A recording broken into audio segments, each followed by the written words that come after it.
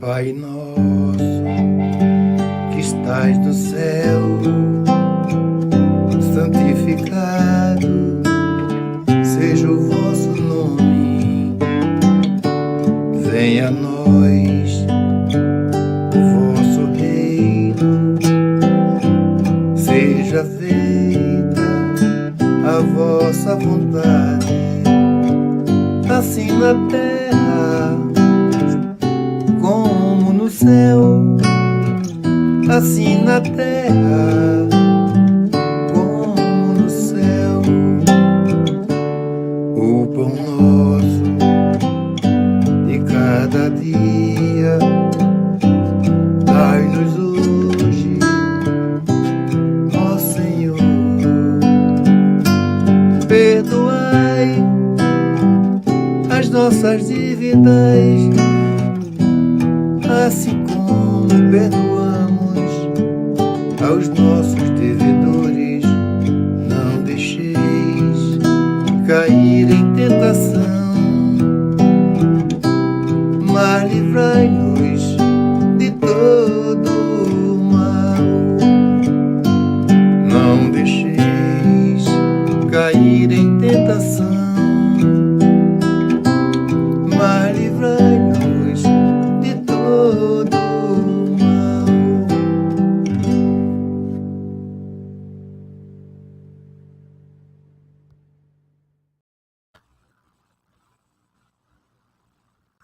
Be a good Samaritan for the people outside. We need to be a good Samaritan for individuals that knocks on our door from the outer world. However, our neighbor is right next to us.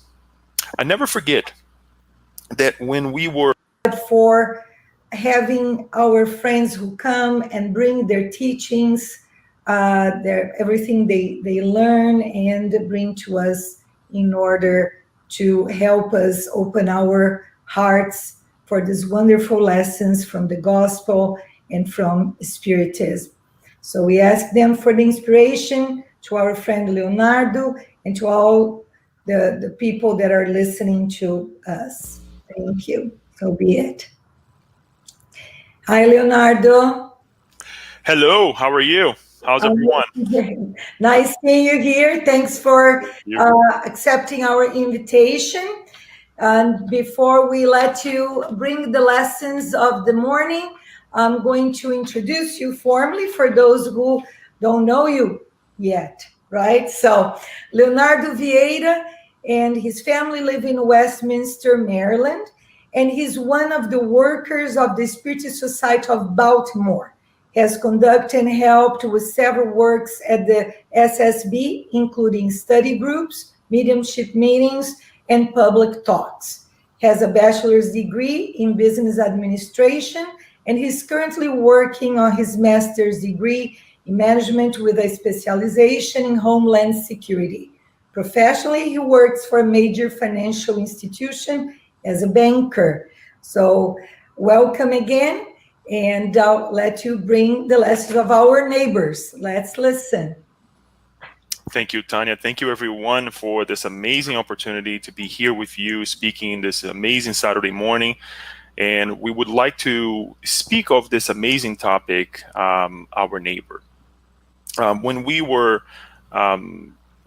invited to speak with the public, it's always that, let's say, the challenge of speaking to the crowds, to the other people. We know that through the web now, not only we're speaking with individuals in the now, right at this moment, but this gets to be published, this gets to be shared and multiplied in many ways. So the challenge is to speak with the public about something that is going to be constructive first, obviously, under the guidance of Spiritism here.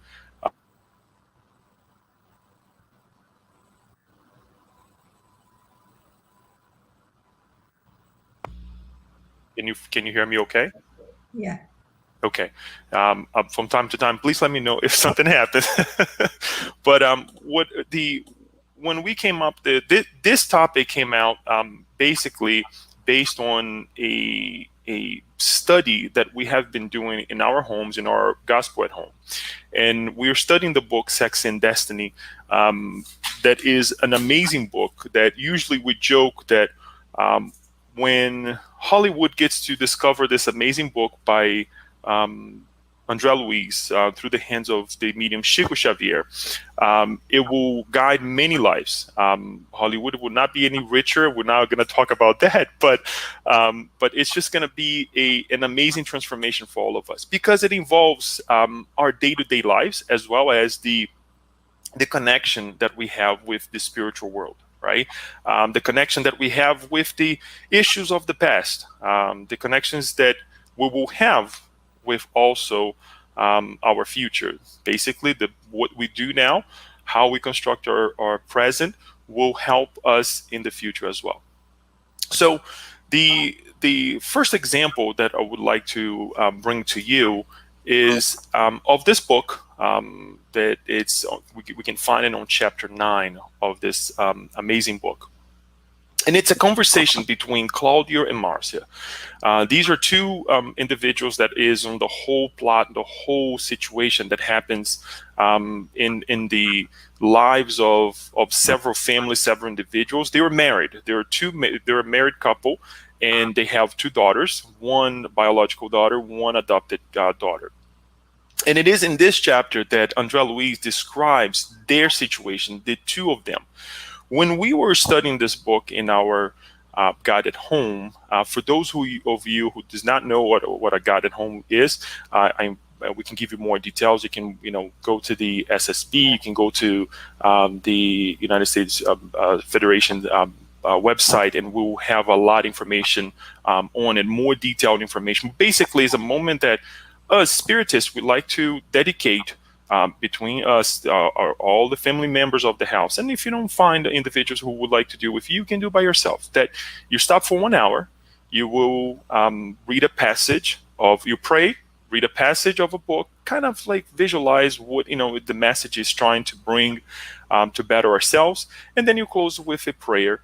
But that has to be at a specific day of the week, at a specific moment, so that you continue to have that moment of changing your fluidic environment of your home, and this will bring different results to your life and to the environment of your home as well. In a nutshell, that's what a God at Home is. So, us here at my house, we were studying this book, and we always tend to go for the major elements of the book, right? The transformation between lives and all those things. And we tend to forget what André Luiz, in this case, the author, is trying to bring with the actual situation that is happening. And it struck me at first, because that was my idea, right? Well, what about, their lives, their connection with the past, and so on and so forth. And we forget the moment, which is critical for us to understand, our situation, and it's critical as well for the future. So here's what's happening. They are in a total, let's say it's a war zone between these 2 individuals. And again, they are married, they are together, and they have a daughter. Their daughters are of a early, let's say adulthood, in their, early 20s or so. So you can see that they have a history together in this life, but they are just, again, in a total war zone.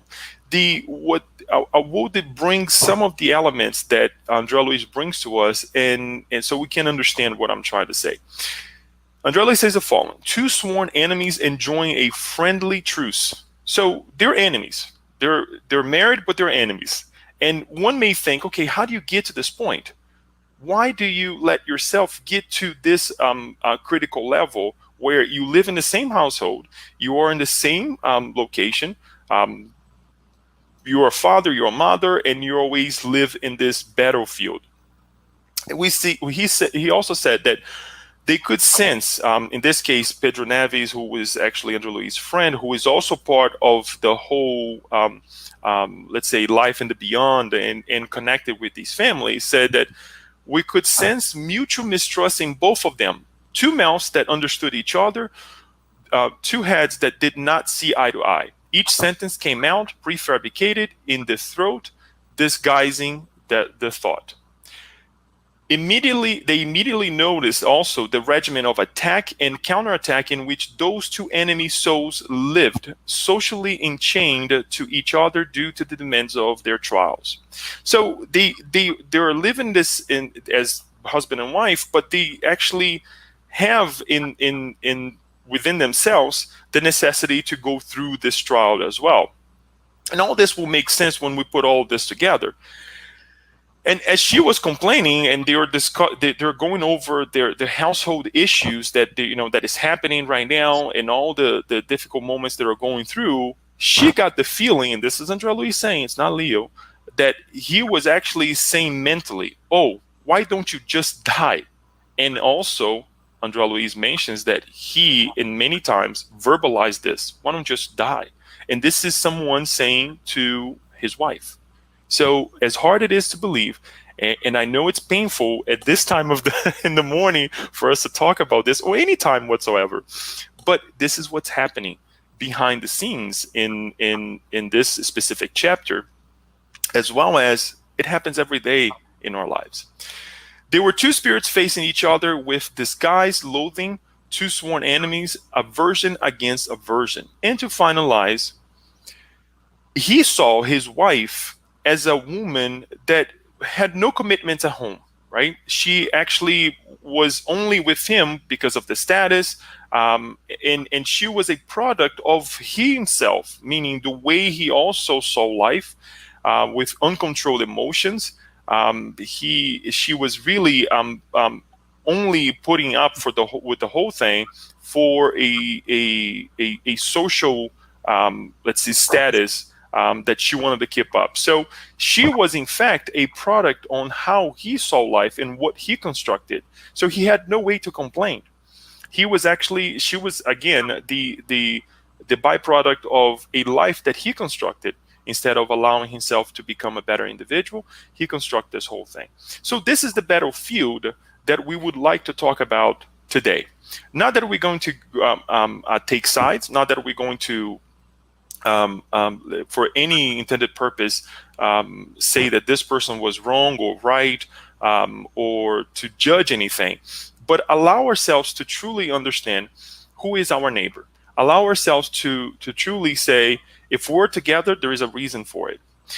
We're going to put this aside right now, this case aside, and we're going to go back forth to it. But I would like to take a step forward, and we're going to discuss now a passage that we can find in Luke chapter 10, verse 25 to 37. In this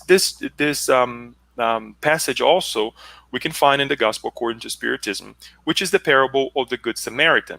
And I brought some pictures here for us to kind of understand and bring and take us to the moment as well. And many of us may say, "Oh my gosh, here again goes another parable." This is not a Bible study. This is not for us to dive into the parable, but the parable is used in many ways for us to depict what we're trying to say. So here it goes. Then a doctor of the law stood up and said to him in order to test him, "Master, what must I do to possess eternal life?" Pay attention to the questions, because the questions that the doctor of law asked is pertinent to all of us, and we also ask these questions, not exactly with the same words, not exactly verbalizing it, but us, especially us Spiritists, we forget that what we do in the now is what will grant us, in this case, eternal life.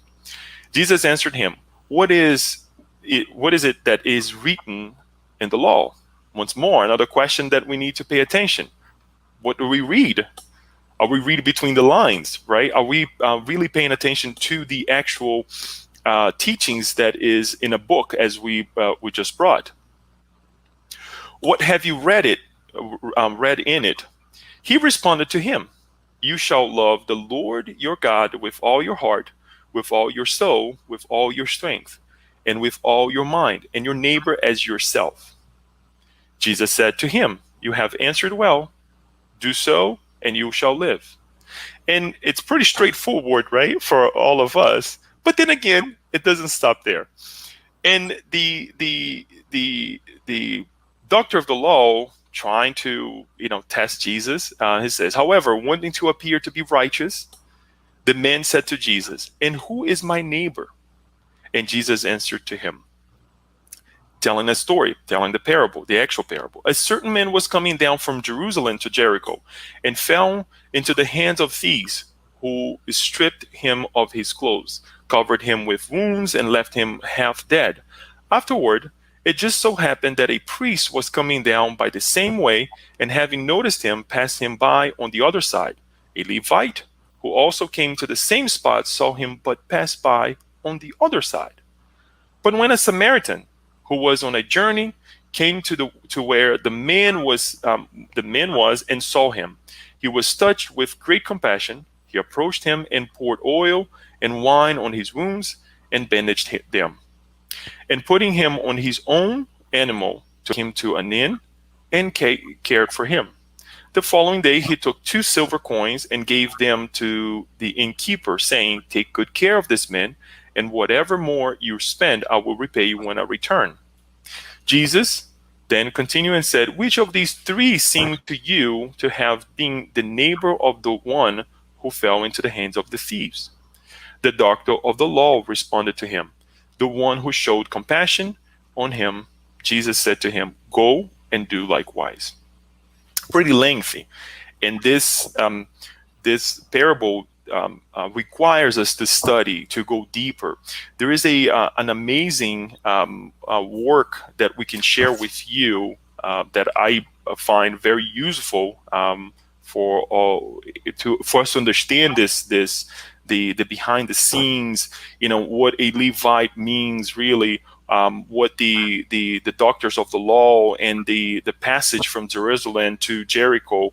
The book is called in Portuguese Parábolas Terapêuticas, or therapeutic parables, from the author Alírio de Cerqueira Filho, if you want to analyze. I believe it's chapter 1, and it gives a lot of information that we can understand the context, the full context of what this whole thing meant, and why Jesus may have used such an example to elucidate what is this idea of possessing or be able to gather or to obtain eternal life. So it's important. If you want to go deeper into it, you can obviously do so. And there are other authors as well that really dives into this parable, explaining to us this whole thing. Obviously, the Gospel according to Spiritism, at the beginning of the book, goes over these different tribes, the different people of the time. So you have a better understanding of what a Levite is, what a Samaritan is, all these groups of people. So at this point, we would just like to go on and move on to one specific area that is very important to us. We see that is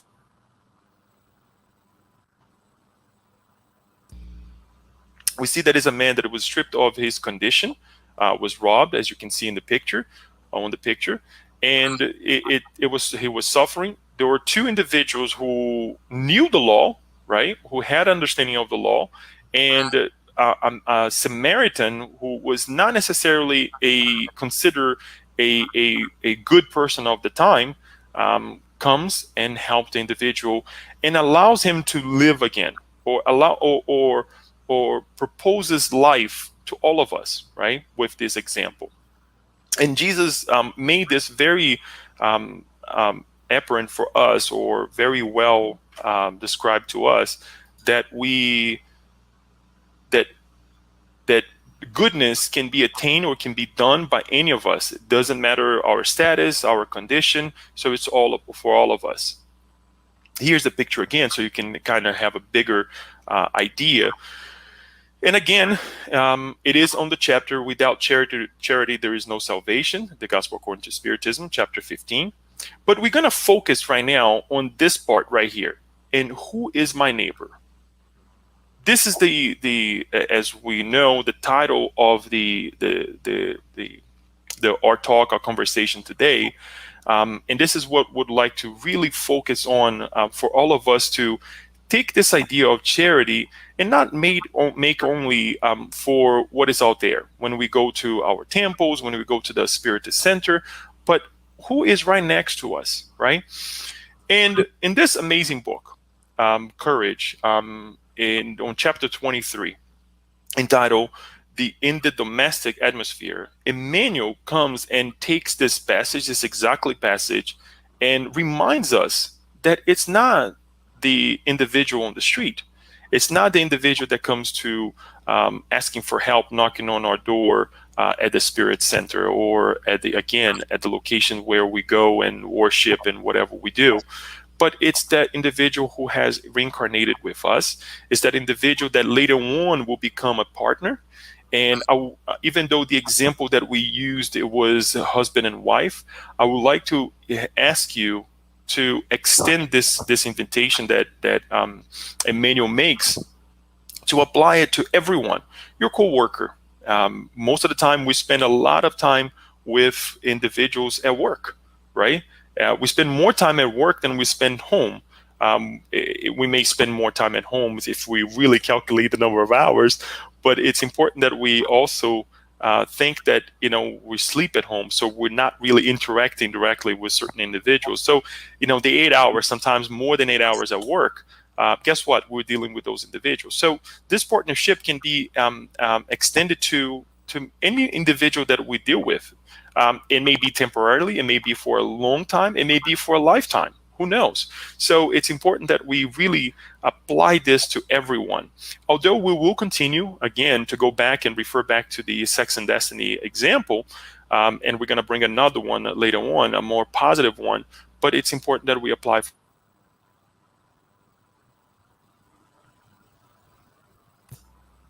So here's the actual passage from the book Courage. Emmanuel says the following: "The passage of the Good Samaritan, repeatedly studied, always gives us new teachings." And it does. If you read this again months from now, you will gather more information. It amazes me every time. He said, "The compassionate traveler finds an injured man on the road. He then does not hesitate in helping him. He stretches out his hands to him. He takes care of his wounds. He helps him without any prejudice. He takes him to the nearest inn so that the injured man may have a rest. He forgets comfort and remains with him while it is necessary. He does not ask any questions." Let us try to, as we are going through this, let's try to apply this to the struggles that we're having with individuals or cases that we have seen, and we'll go back to the example.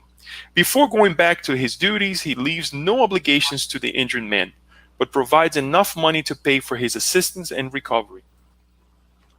Through the message, Jesus taught us the exercise of real charity.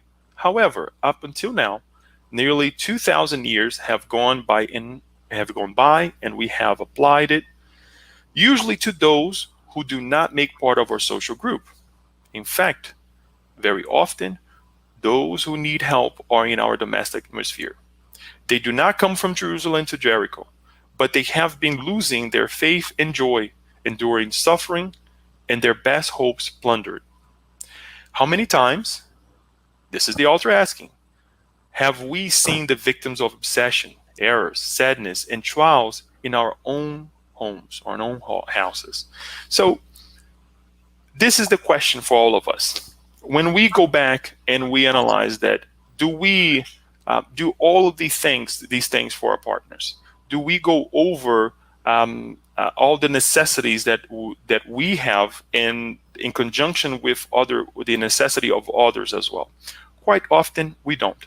We think about ourselves, we think about our needs before we even think about anybody's needs, if we get to think about anyone's needs. And this is very hard because, as I just mentioned, we are also evolutionary beings that we construct this idea based on our understanding of the law of preservation, that I have to preserve my needs, I have to preserve my personality, right? And we lose the personalities that are around us, the people who are around us, next to us.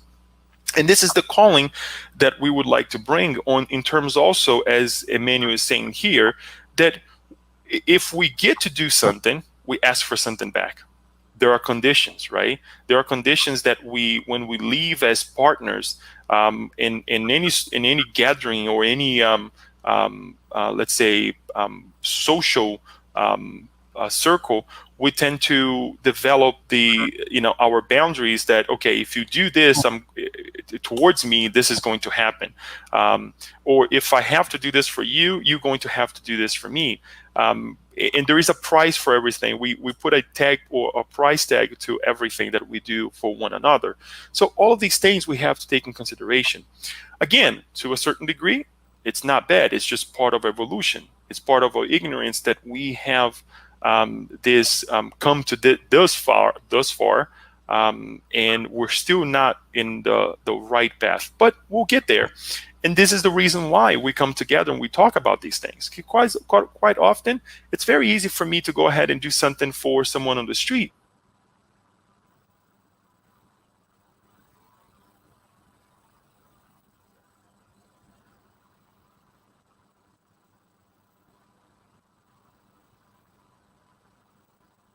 Sorry, I believe we lost a little bit. We were having a little trouble with my mic, but sometimes we forget that it's easier for us to do something for someone outside because we're not living with their struggles 24/7.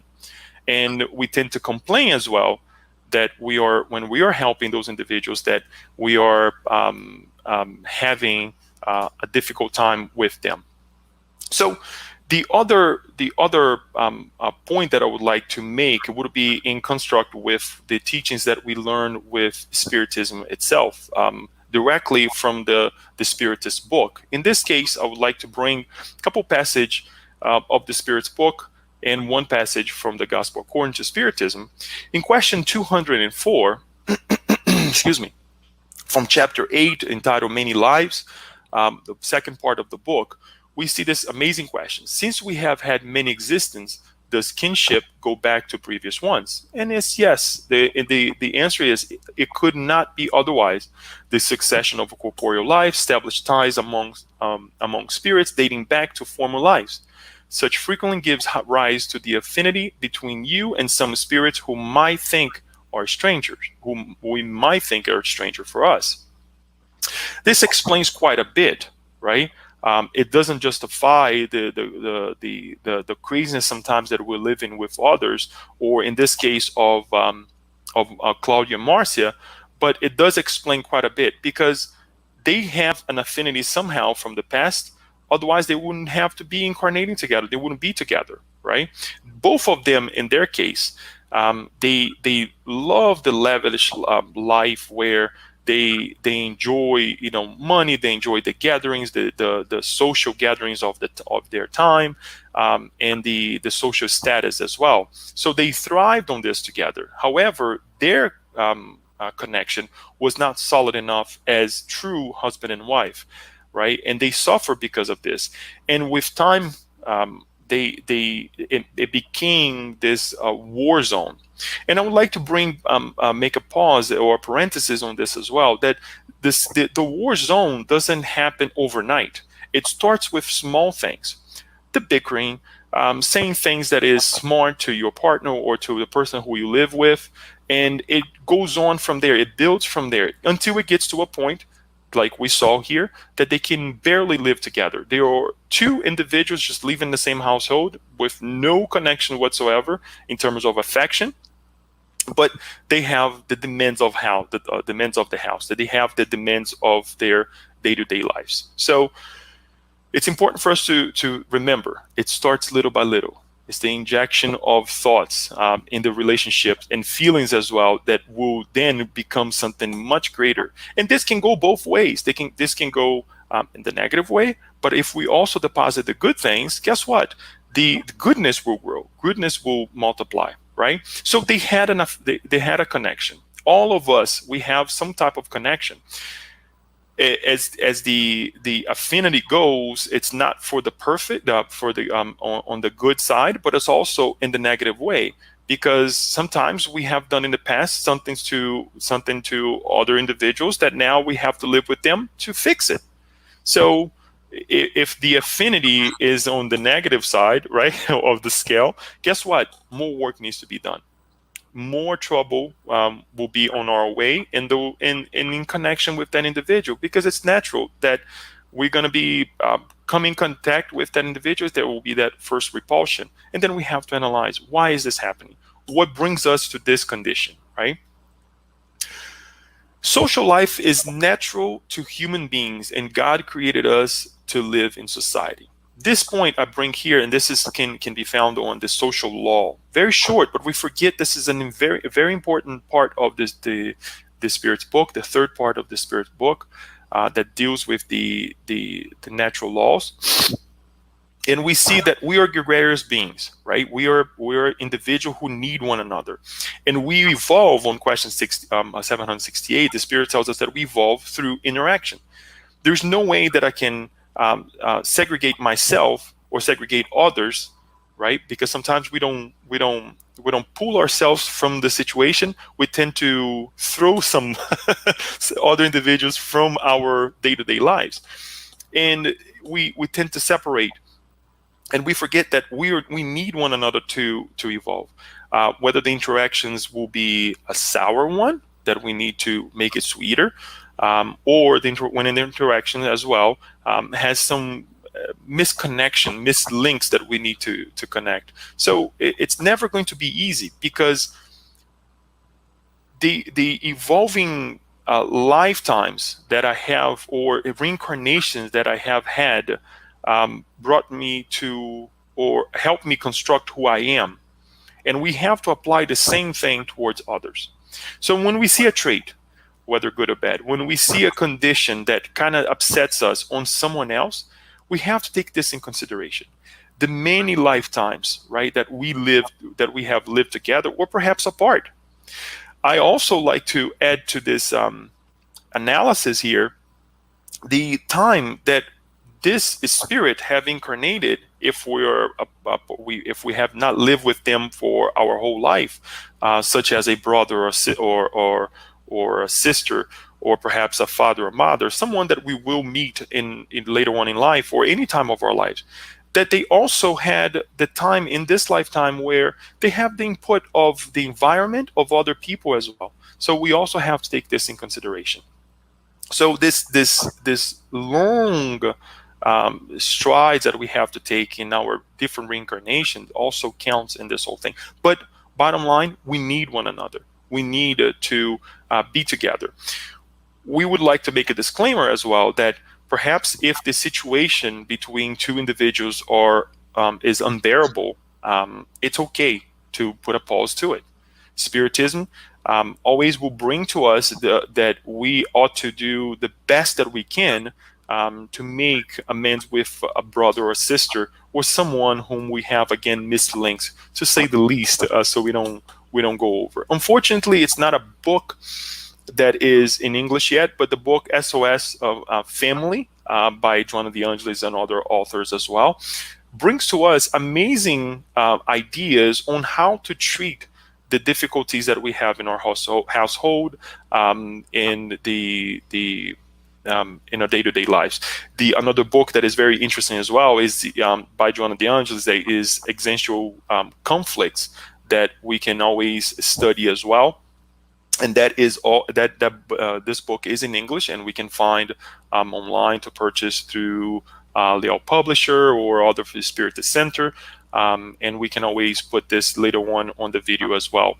But these are amazing books that can help us and change our family psychosphere, if we can say that way. And then moving on, this again from the Divine or Natural Law, chapter 26, part 3. Jesus reminds us, the Spirit reminds us that Jesus is the highest standard of moral perfection to which humankind may aspire on earth. God offers him as the most perfect model, and the doctrine he taught is the purest expression of God's law, because he was animated by this divine Spirit and was the purest being that has ever walked the earth.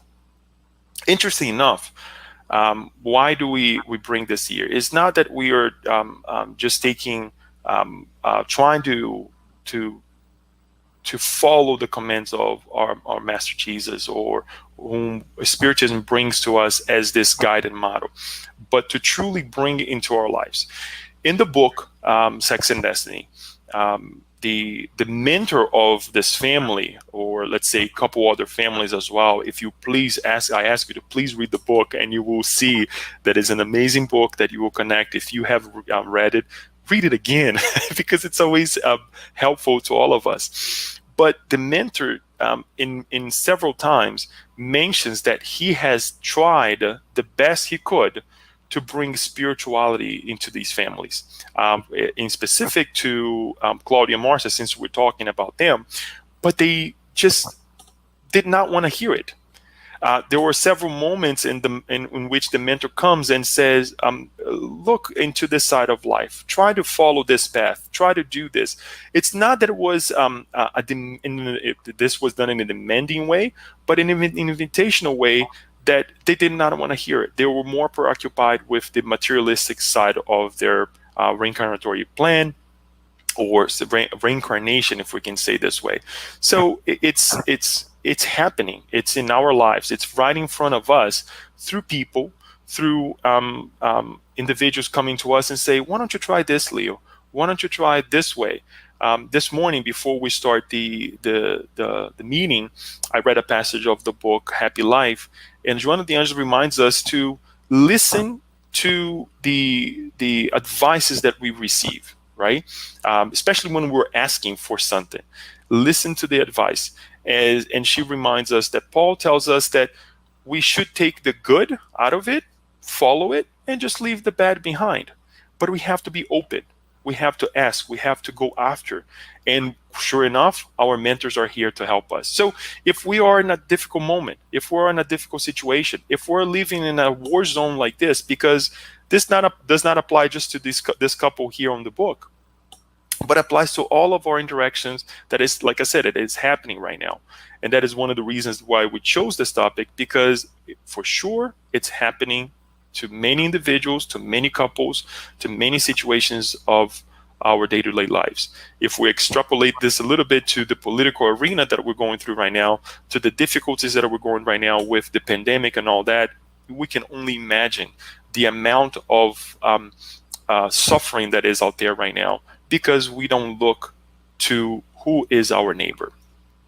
Moving on, the final question that I would like to bring from the gospel, from the Spirit's book. What is the question 886? What is the true meaning of the word charity as Jesus understood? Since we bring Jesus here as the guide and model for all of us, based on what he taught us, the examples that he brought to us as well, it's important for us to, how do we aim it? How do we go about to change the scenario, change the condition that we have with one another? And here it is: benevolence towards everyone, indulgence towards the imperfection of others, and forgiveness for offenses. But Leo, this is extremely hard when you're living the situation. I know, I've been through it. You may have been through it, and you for sure, you probably have been successful in one way or the other. When you were going through the situation, perhaps you applied time, right? You gave yourself time, you gave the other person time, or the situation. Let's not even think directly about the person or the individual that we had an issue, but you apply benevolence towards that individual, right? We have to think in different terms, that put yourself in the person's shoes. What am I trying to say? First of all, it's not that we are saying that the wrongdoings of life, as much as we apply this to ourselves as well, is correct. It's okay. It's part of our evolutionary path to make mistakes, to do wrong, or to choose wrong paths, right? So if we look at the other individual saying, okay, well, this person does not know any better, or sometimes the person knows, but it's still, it may be only an understanding that the person haven't, but the person has not applied this into their lives heart to heart. Or I can say this, it's right here in the mind, but it's not in the heart. This is how the mentors of the book, the mentors that André Luiz brings to us, explain the situation that Marcia is going through, that Claudia is going through, and the other individuals who are also making mistakes in their lives. And making mistake by what standards? Our standards. For them, if you think about that as that individual, it's a normal thing. it's an okay thing for them, because even though they may have some kind of parameters inside of them that say this is not correct, but this is how they are vibrating. Brother Felix, who is the mentor or the overall mentor of the families of the book, he always he reminds André Luiz and Pedro Neves as well, who is the other individual working with André Luiz, that in order for us to understand, we have to come down to their level of understanding of life.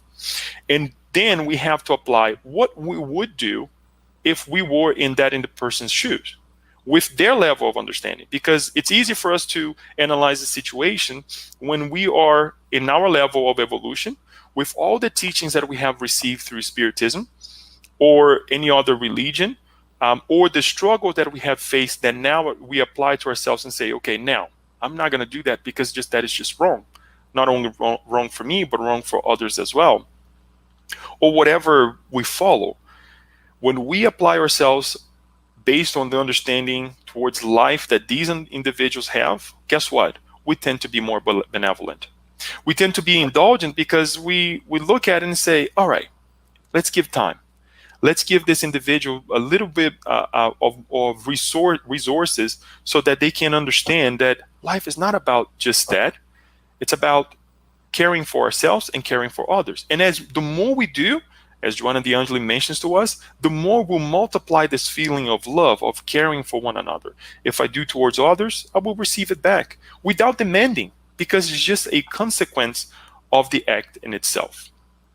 And then forgiveness comes, I don't want to say automatically, but it's going to also be part of the whole process, because you're going to look at it and say, okay, I forgive.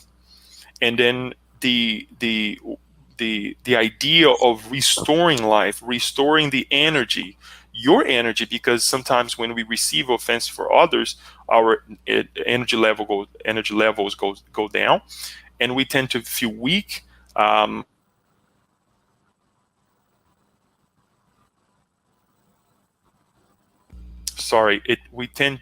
energy levels drops, and we tend to it tends to create several other issues that sometimes it's even harder for us to, that we even forget the problem that we were in, and we create other consequences to the whole thing. So it's important for us to pay attention to these, the true meaning of charity, as Jesus explains to us. And it's an amazing ammo for if we can go ahead and use this in our lives. That, always remember benevolence towards everyone, indulgence towards the imperfections of others, and forgiveness for offenses as well. Lastly, what I would like to bring to you is in this slide is this part of the Gospel according to Spiritism 2 that can be found in chapter 12, item 3. No matter how much we argue, how much we go against this idea of changing ourselves towards someone who is not well, just like us, we have this reminder that it's prudent for us to utilize it in every situation. If love towards one's neighbor is the principle of charity, loving everyone as we love ourselves, loving one's enemies is its sublime application, for such a virtue is one of the greatest victories attainable over selfishness and pride. So one thing is to do it, right? And the sublimation of it is when we apply to those around us, then again, that we have missed the link, that we have missed the march. So it's little by little, we will get there.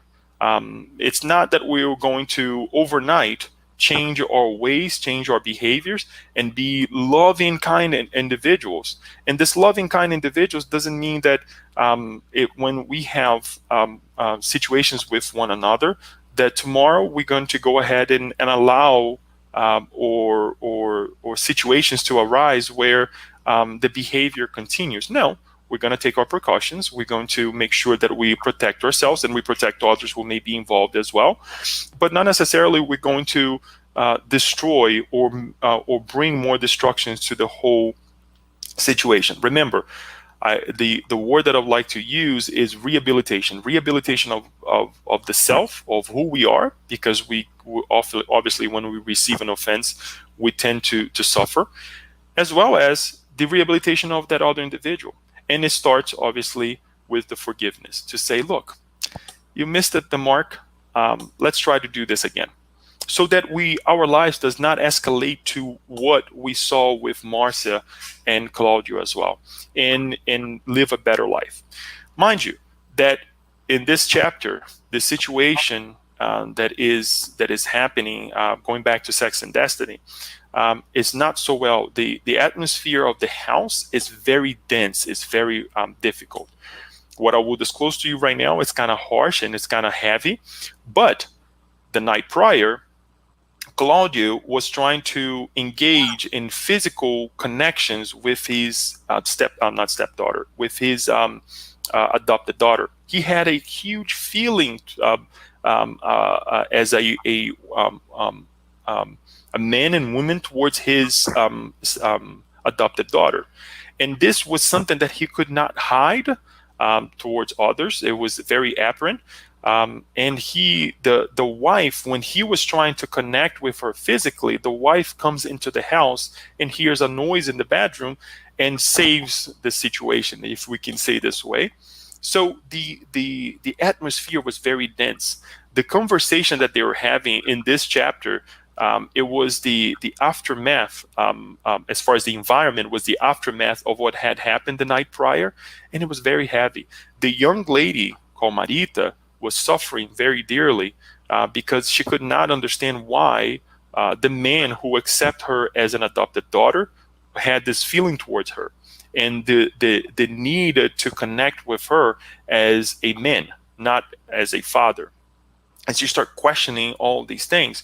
So we can only imagine what was going on in his mind. We can only imagine what was going on in Marita's, the adopted daughter, as well as Claudia, who was a person who, unfortunately, as we saw, was a product of the way he lived, and she constructed this as well, trying to maintain a social status. And they were in this predicament of life now. And we can only imagine what this war zone that they lived will bring to them in the future. One may say, for sure, they will be giving the opportunity to make amends. They will. God's grace is always knocking on our door. However, it will not be in a easy or more or in the same conditions that they were receiving at the time. Things will make it a little bit harder because, again, from that point on, things would just escalate. And because they did not listen to the conditions that was being applied or given by the mentors to become a more evolved beings in terms of spirituality, religion, or whatnot, things would get escalated as well. This is the message that we want to bring to you. These are the war zones that we're living nowadays. These are the conditions that we're facing in terms of how we connect with one another. It is no different in our lives. We may not be in the position of Claudio and Marcia. We may not be wishing that other people would just stop living. We hope not. But we send our darts. We send our negative vibrations to others, right? So it's an alert for all of us that we need to be a good Samaritan for the people outside. We need to be a good Samaritan for individuals that knocks on our door from the outer world. However, our neighbor is right next to us. I never forget that when we were in the first stage of coming together only as a group and then becoming a society in Baltimore, that our friend Awu Teixeira reminded us that it's important for us to be charitable where we live, in the area where we work, where we vibrate. If you're in, let's say, Houston, Texas, do goodness in Houston, Texas. If you are in Sacramento, California, do goodness in Sacramento, right there. I can't just worry about what's happening in Beijing, China. I cannot worry what's happening in Madrid. I'm not there. and we can send our good vibrations that the individuals there are doing their part as citizens of that location, and be kind to individuals there. But I have to worry about who is right next to me. In that sense, we also need to do the same thing in our households. We need to look at our wives, our husbands, our daughters, sons, brothers and sisters, and look, here's the situation. I know you're down. You just have been struck by people, somebody on the street, right? Whatever they're going through, I'm going to help you. And it's also important, as we read in the therapeutic parables, that we do not stop our evolutionary path and get connected with their problem, because they have their evolutionary path, we have ours as well. We have to continue. The same way that the man, the Good Samaritan, he's going through that moment, and he takes the individuals to an inn. In the inn, he doesn't get much rest because he's taking care of the man. But then he needs to go on with his life as well and take care of his business. And he was going to come back to that area and pay the man who was actually helping the man that it was left behind. So it's important for us to look at our evolutionary path as well, so that we can all converge to goodness, so we can all grow as well. Because sometimes parents, more often than not, they tend to do this. They tend to stop their lives to say, oh, it's my daughter, it's my son, I have to be right there. No, everyone has all of us, we have our evolutionary path. As hard as this may sound, we also have to think about ourselves, to be able to instruct ourselves to lead others as well. Finally, I would like to share with you this amazing passage from the book Nosso Lar. Towards the end of the book, chapter 48, we will see the connection of Ricardo and Laura. Why do I bring this? They have come to a point of their evolutionary path that they were so connected, not only Ricardo and Laura, but the sons and the son and daughter, as well as the grandkids that are in the spiritual realm. To give you an idea of what was happening, Ricardo was actually reincarnated in very early ages of his infancy on planet Earth. Laura was about to reincarnate on Earth, and their kids and their grandkids, they were also with Laura in the spiritual realm. Andre Luis, he is invited to this amazing gathering that they had, this family gathering, and he actually sees a performance of a mediumistic meeting, but coming from Earth to the spiritual realm. What am I trying to say? That their connections are so well elevated, and again, I'm extrapolating now, that it's not just Ricardo and Laura, but the environment, the people who actually in the same frequency, and they're vibrating well, they're doing their best in this legacy of reincarnating on Earth to bring goodness.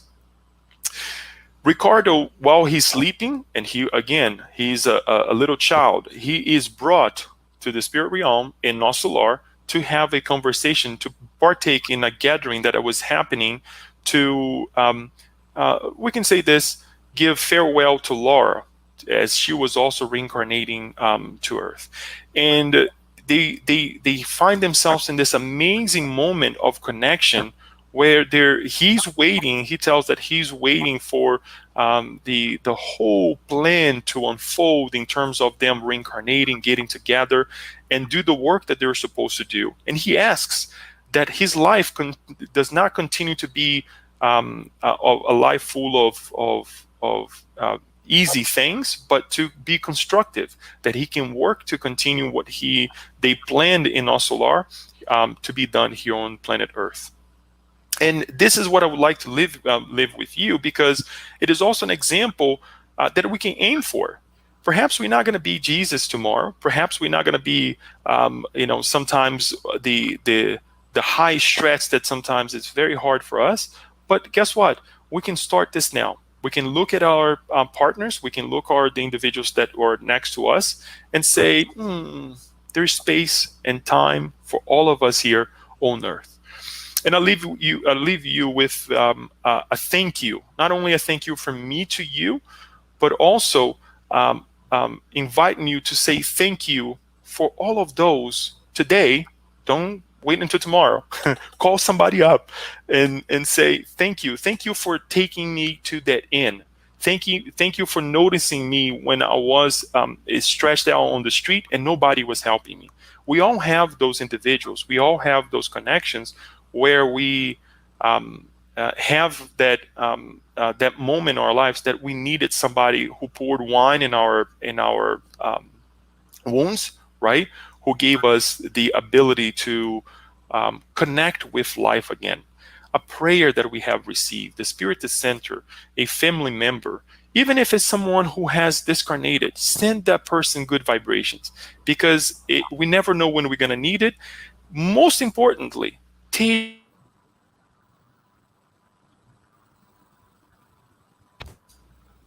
that moment and multiply it. Make sure that you give yourself the ability to multiply this, not only by thinking, but also look at right next to you. Do you see somebody asking for help, begging for help? It may not be that the person is verbalizing it, but it will probably be that the person with their quietness will be looking at you and say, please help. So with no further ado, I would like to thank you for this amazing moment, sharing this with you, this encounter that I have with this book, Sex and Destiny, the encounter that I have with the book Courage, all these mentors that come to us and bring us these teachings, they are also the good Samaritans of our time. There are also the individuals saying, look, it has happened, and you can also do the same. Much more, as Jesus says, that he did.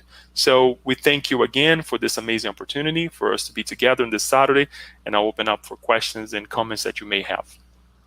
Thank you, Leonardo. Thank you very much. Great lessons there for us to... I cannot hear it. Can you hear me? Do you hear me?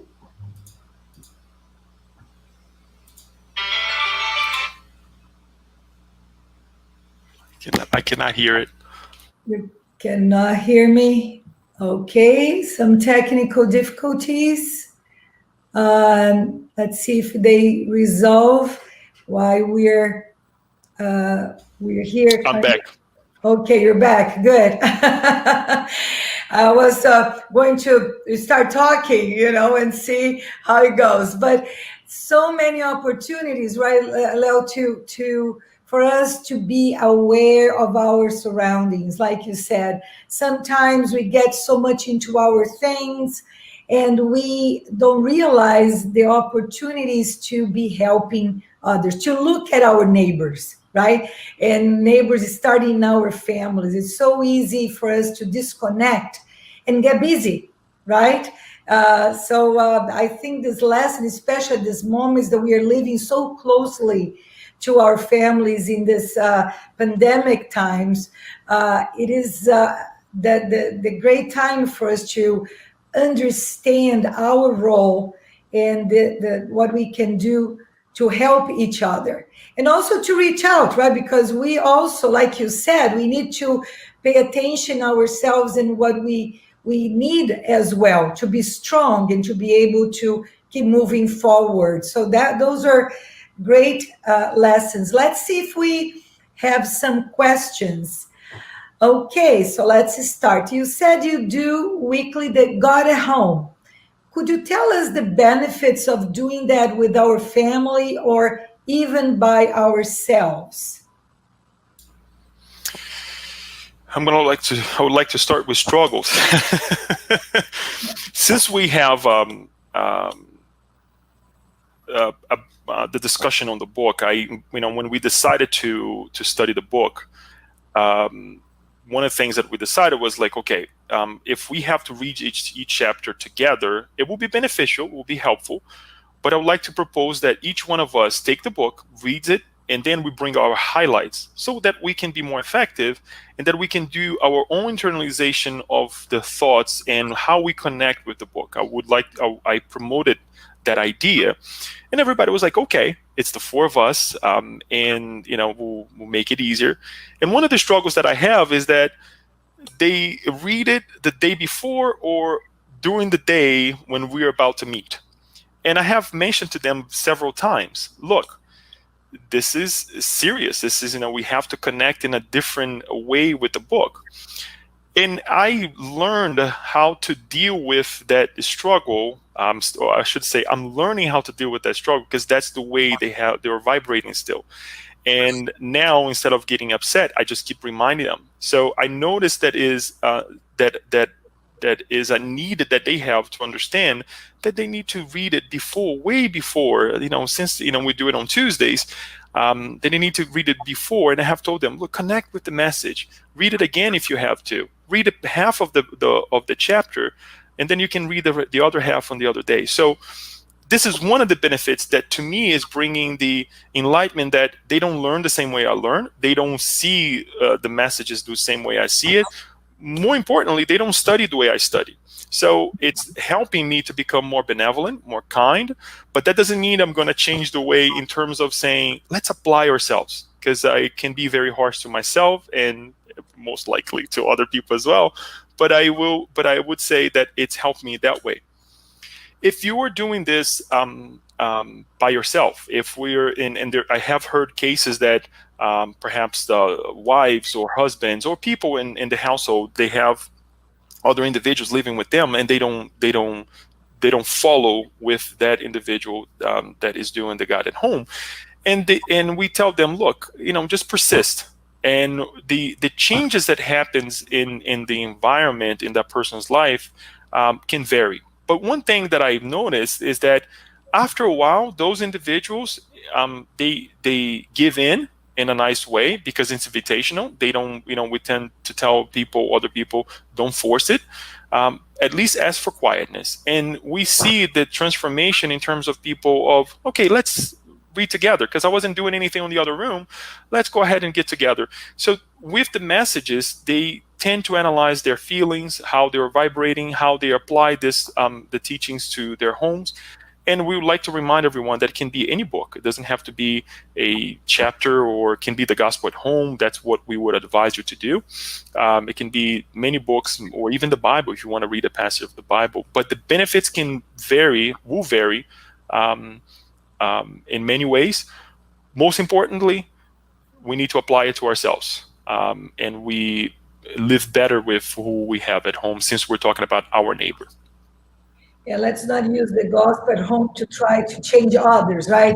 This is the moment you should be doing that. No. It's the time that if we are lucky to get the whole family together, that's wonderful. But even when we have to do ourselves, the ambience, the environment, the connection to the high spirits, it's always wonderful, right, Leo? It's definitely feel our homes to be like points of light in terms of being able to perceive this love and this connection with the high spirit. So it's always great. So let's see if we have one more question. Freddy Ricardo, are spirit allowed to vote, especially in times like this where the country is very divided? Wow, a political question. Good. Besides being spiritists, besides being, let's say, given the opportunity to live a more spiritual life in terms of paying attention to the spirit aspects of life, we're also reincarnated beings in the planet Earth. Consequently, obviously, in the areas where we vibrate, right? For example, if we're in Germany, if we were in Japan, we're all incarnated in this planet, and we have a saying. We're giving the ability to have a saying. So to answer your question straight, yes, we are allowed to vote. Why not? It's a right that is given by the constitution of that country, that location, that jurisdiction, wherever we live. And we are okay. We should raise our opinion based on our beliefs and based on what we can do for ourselves indirectly or generally to the environment where we live. So yeah, if we have affiliation to this party or to this individual, let's do so. Let's make sure that we raise our opinion with one thing in mind. And this is what I would like to invite everyone to think about today, since the question was brought up here, with respect. We cannot raise our opinions when we are bringing discord to the table. It's okay for us not to be on the same page or agree on something. It's okay. But as long as we have respect towards one another, that the actions or what I say will bring joy to one another later on. We may not see it right now. That is actually the point that I would like to bring. That what we see nowadays, that since we brought this idea of division, is that we are using this to create more separation. We're using this to make us more divided than ever. And we tend to believe that politicians, the politics is for a few group of people who are in power. But politics should be utilized for us to live a better life in general in society. I may have this certain aspects of this party that I like. I may have the other aspect of the party that I like. What really will bring us more benefits than ever, right? And we also have to put another idea in mind, that is the agenda that people have. I may have my affiliations based on my agenda. The same way, these politicians, they are not perfect individuals. And if we think that they're perfect, it's a fallacy. It's just something that I construct in my mind. Just because someone has this or that power or this understanding of life, they're not perfect. If they're reincarnated here on planet Earth, they will make mistakes as well. And we have to be kind to them. They are our neighbor as well. So we have to make sure that we take that in consideration, that not everything is perfect. So we have to really think that, yes, we have to say, and we should vote. We should make our remarks, but very respectfully with one another. And what we do now will have consequences later on as well.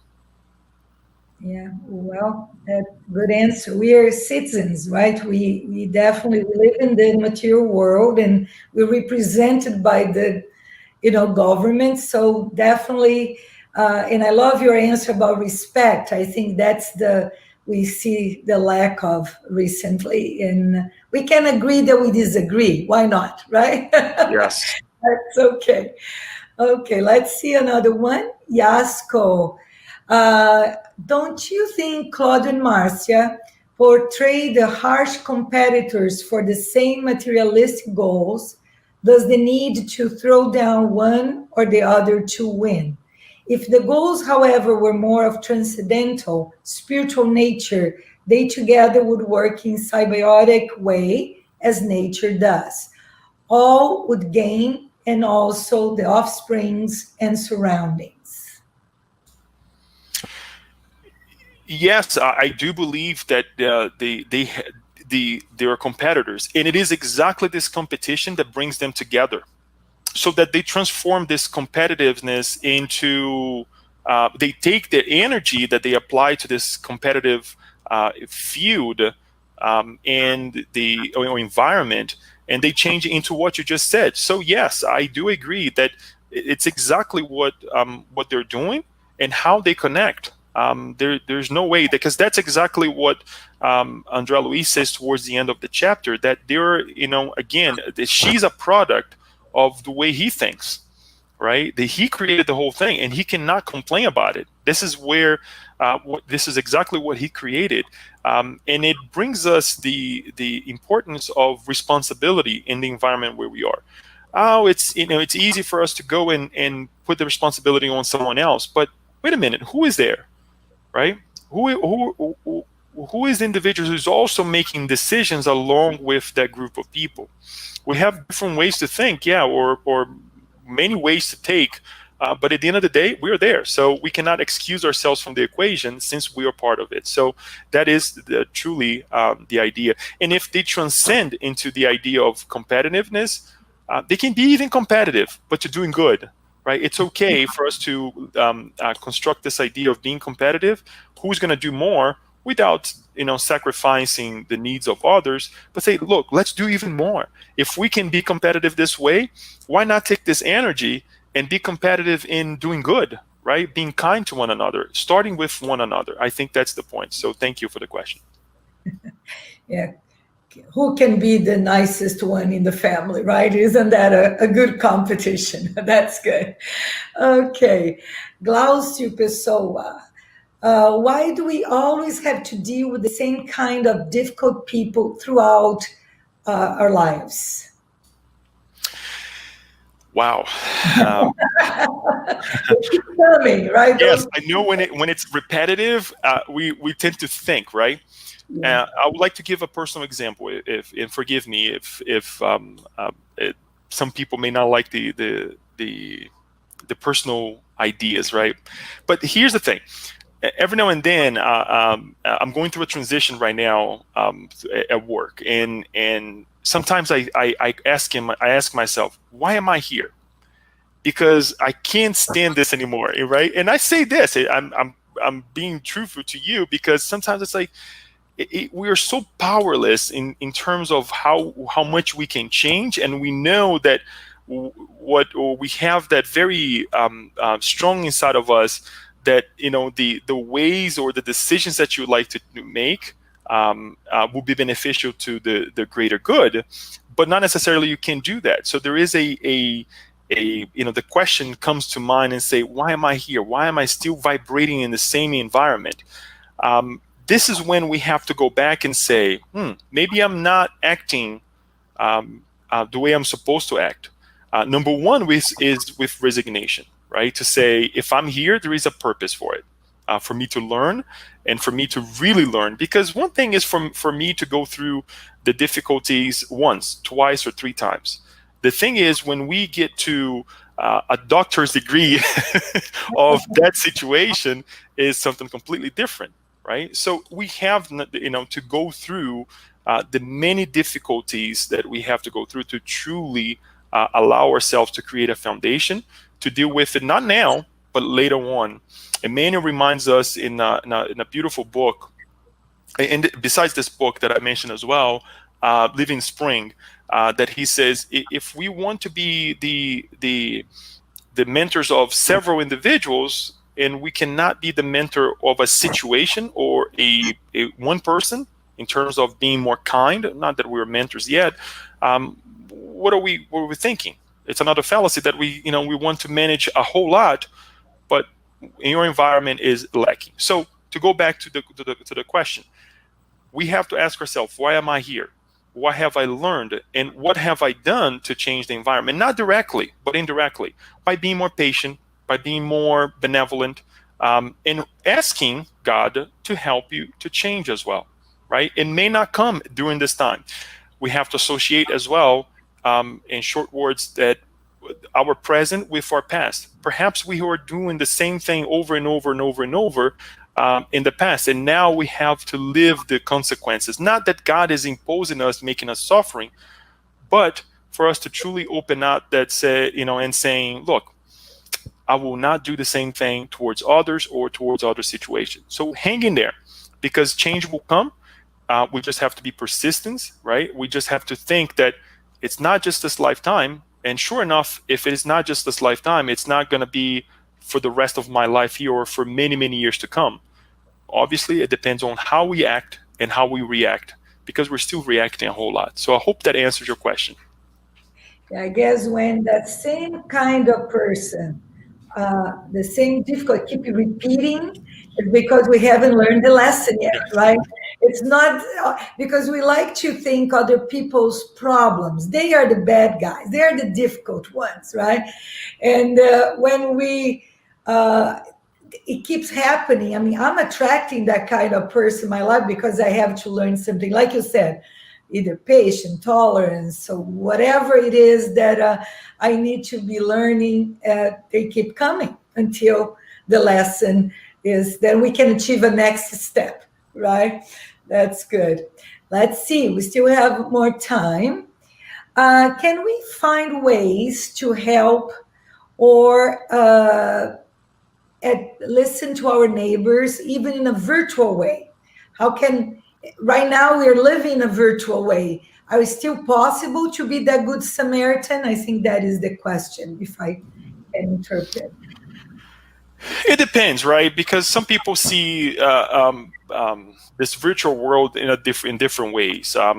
We can obviously, don't doubt the power of us calling and FaceTiming someone, don't doubt the connectivity through a phone, calling someone. I often go through moments where I just pick up I just have the urge, okay, call this person, and I just go and call, and the person say, oh, I was thinking about this, I was going through this. So yes, it can help, and we should use the means that we have. Daniel and I, we were talking about right before the pandemic, or during right at the beginning of the pandemic, where we had to close the Spiritist Center. What would happen, for example, or what was happening to other Spiritist Center in terms of the mediumistic meetings, right? The high spirits, the mentors of that individual, perhaps, or the mentor of an individual who is suffering, they know what we're going through right now, and they know that it is through the means of the virtual world, of the computers of our age now, that we can connect, right? So they will help. They will emphasize the utilization of the virtual world to help one another. Remember, the caring that I have for other people, that we have for other people, doesn't stop if we are connecting over the phone, because it travels. Our energies, it travels just like the cell. Waves will travel through air as well. So the person will feel. Perhaps not in the moment, but later on the person will connect and say, wow, it was really nice that Tanya or whoever called me and and connect with me that way. So yes, let us use it more than ever, because there is no other way.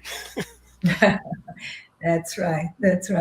Well, we do, like you said, whatever we can, right? I mean, if now this is the way, let's do this way. We can't just stop doing good because of the pandemic or whatever reason, right? We can always send our love and our attention and paying attention. Like you said, if our neighbors are at home, starts from home, that's not even virtually. It is right here, right now. So we can continue.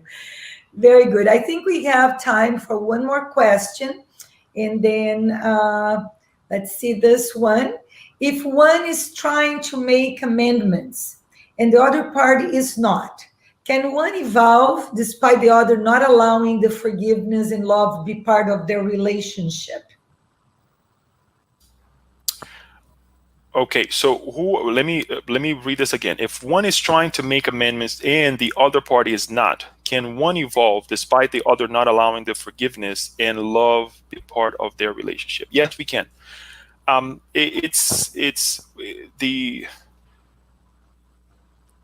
It would be harsh for us to think that God would stop us from evolving because the other party is not want to evolve or does not want to make amendments with ourselves. We have to take one step back and think that if I have done something wrong, we ought to ask for the possibility to make amends with that individual. If that person doesn't want, God will provide our ways for me or for us to make amendments in other circumstances, not exactly the same way in the same type of situation, but as Paul has reminded us that our good deeds, our charity will basically correct all the wrongdoings, the several wrongdoings that we have done in the past. So it's important for us to think that I can be charitable for other individuals. If that individual whom I had a disconnect with did not want to live with me anymore, we have to consequently to accept the choices that other people make in their lives, right? Because we are free to do everything that we can, and we will one day perhaps connect in other ways. And that's why sometimes we have reincarnations where we feel a repulsion, and right after there is a reconciliation. And this happens a lot with our kids, with the people that we meet, that at first when you see that individual you're like, I don't, but then after that the person can see that you have changed, that you truly have given yourself the ability to become a better individual. But that doesn't mean that we would not be able to evolve. There is a passage from the book Action and Reaction, in which Andrea Louise mentions or brings to us through the mentor that a mother along with kids, they ascend. They actually become better individual. However, the husband did not, because he continued in his wrong ways. And Andrea Louise asks, well, I can see that the wife and the kids are going to a better condition of life, and mentally and spiritually, but the father has not evolved. And I'm using only the father husband so we can see that, bring this to our environment. And Andrea Louise, and the mentor explains to Andrea Louise that he will be giving an opportunity with other people to evolve, not necessarily in the same situation, but will be a way to construct their life between himself. They're not gonna be together. They're not stuck anymore. And fortunately, the wife with the kids will evolve, but that individual who did not want to ascend will have to trial later on. Very good. Very good. Well, we are getting to, there's some comments that we put up there for us. Thanks, Yasko. And we're going towards the end of our time here.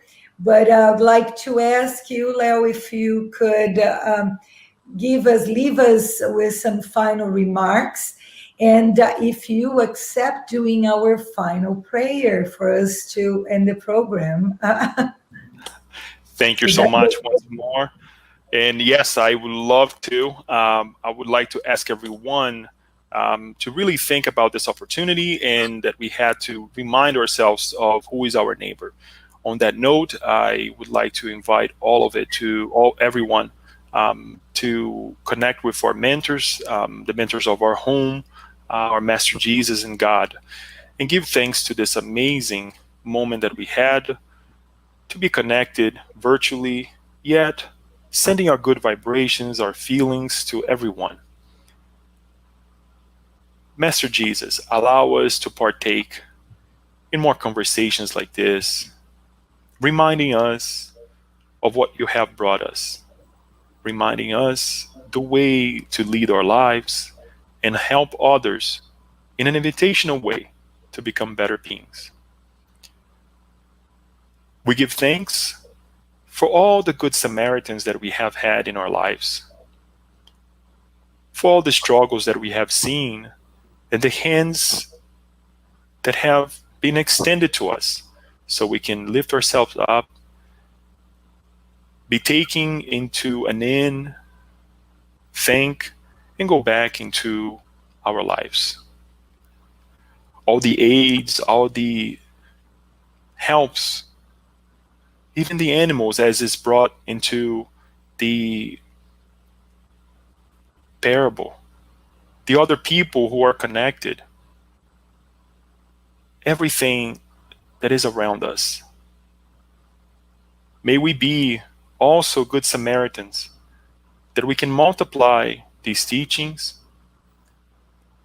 allowing others to feel connected with life. In the name of our Master Jesus, I would like to ask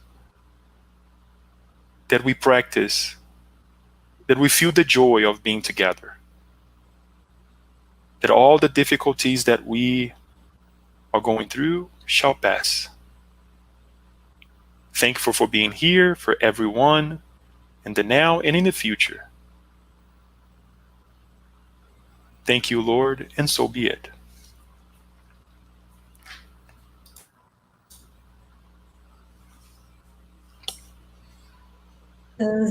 Great reminders that we can take this to our lives and apply, like you said, really remember.